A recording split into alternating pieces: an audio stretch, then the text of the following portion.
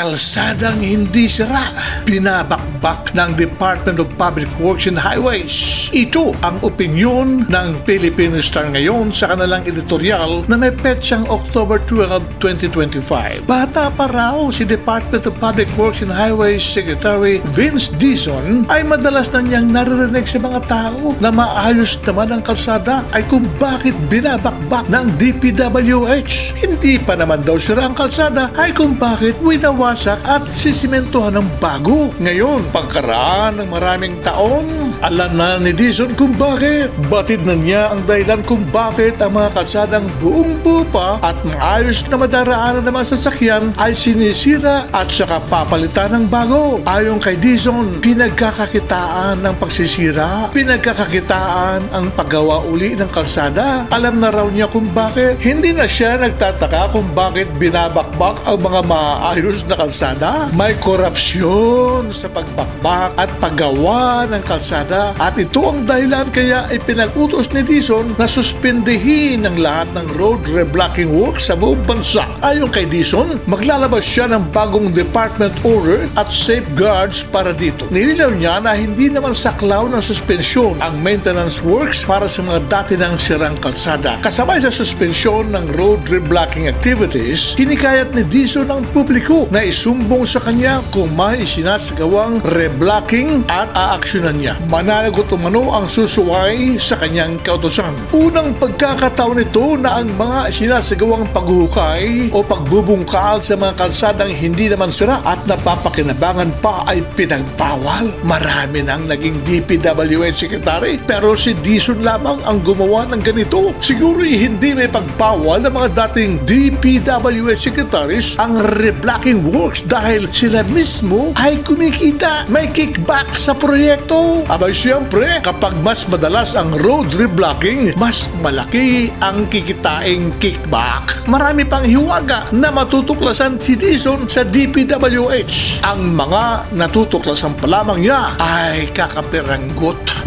maliliit.